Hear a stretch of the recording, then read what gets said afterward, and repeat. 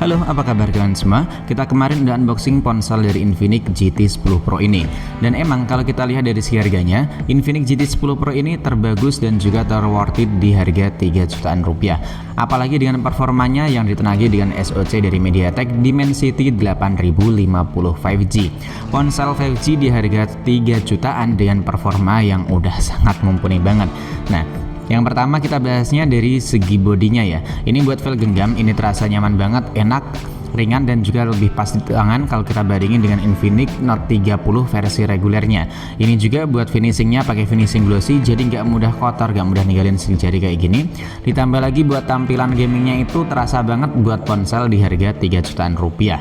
Selanjutnya karena Infinix GT 10 Pro adalah ponsel gaming, jadi kita bahas terlebih dahulu dari performanya. Yang pertama di sini kita perlihatkan buat Antutunya. Memang kita kemarin tuh udah download ini ya. Ada 3 aplikasi Antutu, lebih tepatnya Antutu Benchmark, Antutu 3D Bench, kemudian Antutu 3D Bench versi Lite.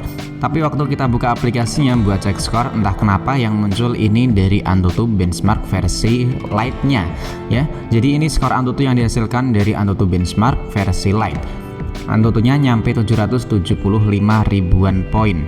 Kemudian chipsetnya ini dikombinasikan dengan RAM sebesar 8GB dengan internal di 256GB dan bisa kita tambahin dengan memori RAM virtual hingga 8GB juga. Selanjutnya buat game Mobile Legends di sini buat settingan default ya. Ini udah kebuka di 120 fps dengan grafik ultra. Dan waktu kita coba buat main game Mobile Legends, ini ponsel emang kerasa lancar dan juga mulus banget. Tapi di durasi 10 menitan ini ponsel udah kerasa banget buat frame dropnya. Udah nggak bisa di 120 ya, stabilnya di antara 90 hingga 110 fps aja. Kemudian buat suhunya ini bisa mentok di 44 derajat buat suhu layar. Tapi buat suhu backdoornya ini cuman di 42 derajat Celcius. Ya menurut saya buat suhu segini sih emang kerasa panas dan kurang nyaman di tangan ya. Bahkan tangan saya kemarin tuh nyampe keringetan.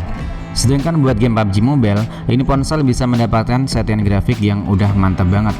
Terbagus di kelasnya, di harga 3 jutaan udah mendapatkan settingan default di smooth 90 fps.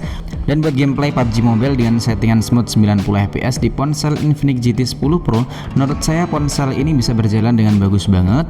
Buat gameplaynya juga lancar banget, gak ada lag sama sekali. Dan ini data waktu kita pakai buat main game PUBG Mobile, ini bisa stabil di 90 fps terus-terusan nyampe selesai. Mantap banget ya. Cuman yang cukup disayangkan nih ya, ketika kita main game PUBG Mobile di ponsel Infinix GT 10 Pro, kalau kita aktifin mode performa, ini suhunya bisa nyampe 46 derajat buat layarnya. Sedangkan buat backdoornya nyampe 44 derajat. Dan ini selisih 2 derajat dibanding kalau kita pakai mode seimbang. Jadi buat urusan performa dari ponsel Infinix GT 10 Pro menurut saya nggak perlu kita raguin lagi. Cuman yang cukup saya sayangkan ketika sedang main game Mobile Legends, ini ponsel buat FPS nya itu naik turun. Bahkan setelah 10 menitan lebih ini nggak bisa nyampe di 120 fps ya. Bahkan sempat juga ngerasain drop di 60 fps aja. Jadi nguras tenaga atau kinerjanya itu juga lebih ekstra. Kemudian buat konsumsi dari baterainya, ini ponsel emang udah dibekali dengan baterai di 5000 mAh. Kemudian buat ngecasnya juga udah cepet di 45 watt. Cuman menurut saya dengan baterai di 5000 mAh ini ponsel menurut saya kerasa boros banget. Dan kita nyobanya nggak kita aktifin buat LED notifikasi. Kemudian kita juga cuman ngaktifin buat always on display-nya aja. Itu pun always on display cuma nyala 10 detik. Ya bawaannya kan emang nyalanya cuman 10 detik. Dan ini SOT-nya bisa kalian lihat nih, cuman dapat di 5 jam lebih 30 menitan. Dari 100% ke 3% cuman dapat 5 jam lebih 25 menitan. Ini ponsel juga kita pakai dengan koneksi full WiFi, bukan pakai data seluler. Selanjutnya kalau kita pakai buat multitasking, ini ponsel tentunya nggak ada kendala sama sekali. Buat scrolling kayak gini nyaman, UI-nya juga nggak ada aplikasi bloatware atau iklan sama sekali ya.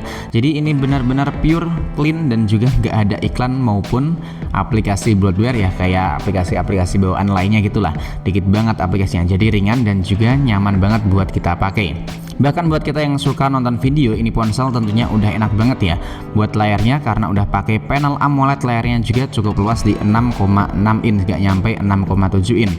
Jadi selain memiliki kualitas gambar yang udah adem dan juga nyaman banget di mata, Ini ponsel juga udah memiliki resolusi nyampe 4K dan bisa muter resolusi HDR atau video HDR ya. Dan itu HDR-nya bisa berlaku di semua resolusi yang pengen kalian gunakan. Bahkan buat kualitas audionya juga udah mantap banget karena pakai dual speaker stereo. Selanjutnya kita bahas di bagian sektor fotografinya. Ini ponsel memang hadir dengan 3 kamera, tapi kamera yang sering kita pakai tentunya buat kamera utamanya aja dengan resolusi 108 megapiksel. Itu pun kita harus membuka terlebih dahulu buat opsi 108 megapikselnya. Sedangkan buat kamera selfie-nya ini ponsel hadir dengan resolusi di 32 megapiksel. Buat kameranya sih ini ponsel emang nggak perlu kita komplain ya. Ya meskipun nggak ada kamera ultrawide, tapi buat kamera depan, buat perekaman video maksudnya, kamera depan maupun kamera belakang udah mendukung sistem stabilisasi dan perekaman videonya juga bisa support hingga 4K 30 fps.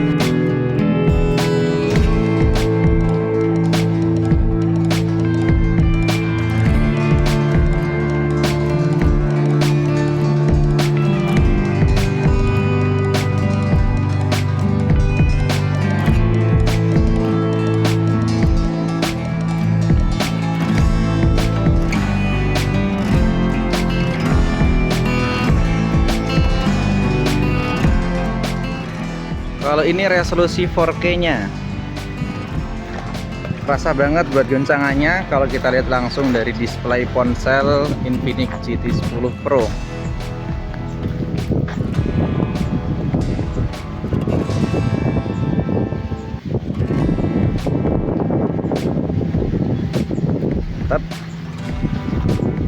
Kalau ini perekaman di resolusi 1080 30 fps, kita aktifin juga buat stabilisasinya. Kita coba lari-lari lagi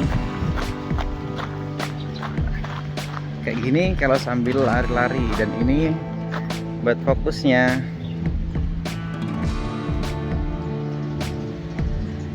Wih, mantep ya, cepet banget buat fokusnya. Kalau ini perekaman 1080 60 fps, kita pakai buat jalan santai kayak gini ya.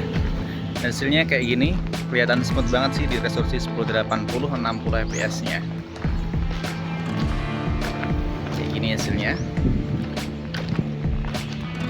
Perekaman dengan resolusi 1080 30 fps, kita aktifin stabilisasinya kayak gini ya. Ini lebih nge-crop kalau kita bandingkan dengan perekaman yang nggak kita aktifin, atau lebih tepatnya nggak pakai stabilisasi. Backlight kayak gini, awalnya kelihatan ya. Coba kita pakai jalan kayak gini hasilnya ya, atau kita pakai lari-lari, coba deh. Nah kayak gitu hasilnya, gimana menurut kalian? Dan menurut saya buat kualitas fotografi maupun perekaman videonya tentu bisa banget buat kita andelin. Kemudian buat fitur-fitur lain yang terdapat di ponsel Infinix GT 10 Pro, menurut saya berbagai fiturnya itu sangat berguna banget ya. Misalnya buat sensor stick jarinya yang udah sangat ngebut kayak gini. Kemudian ponsel ini tentunya udah punya fitur NFC ya. Ponsel ini tentu udah punya fitur NFC. Kemudian yang saya suka dari peningkatan ponsel Infinix, nah sekarang ini udah punya mikrofon tambahan atau noise cancelling di bagian atas. Jadi menurut saya di ponsel Infinix GT 10 Pro ini yang cukup saya sayangkan banget, yang pertama tentunya di bagian baterainya atau konsumsi dari baterainya yang cuman mendapatkan SOT di 5 jam lebih 25 menitan aja, padahal baterainya 5000 mAh. Kemudian kita juga pakai konektivitas WiFi loh. Selanjutnya yang cukup kita sayangkan tentunya buat suhu yang dapatin dari ponsel Infinix GT 10 Pro ini tergolong panas banget, nyampe 44 derajat untuk bagian layarnya atau bagian depan. Tapi buat backdoornya sih masih sedikit lebih adem ya, meskipun masih tetap terasa hangat juga karena masih ada di 42 derajat Celcius. Jadi yang saya harapkan dari ponsel Infinix GT 10 Pro, semoga kedepannya bisa mendapatkan update buat SOT-nya itu bisa lebih lama lagi ya, umumnya baterai di 5000 mAh lah. Kemudian buat kinerjanya yang nggak cepet panas, dan lebih tepatnya lebih nyaman lagi buat kita pakai geber main game. Jadi kesimpulan dari saya sekarang ini buat ponsel Infinix GT 10 Pro yang udah kita bahas atau kita pegang secara langsung, nah menurut saya ponsel ini worth it banget buat kalian beli yang suka ngegame. Buat fotografi atau videografi juga masih oke banget, cuman catatan ini nggak ada kamera ultrawide ya. Dan jangan lupa buat kalian yang tertarik pengen beli, linknya ada di deskripsi pada video ini. Dan jangan lupa tinggalkan juga request atau pendapat kalian di kolom komentar. Nanti sebisa mungkin akan kita balesin satu persatu dan kita penuhin request dari kalian selagi masih ada ponselnya. Nah, sampai di sini dulu buat video kali ini.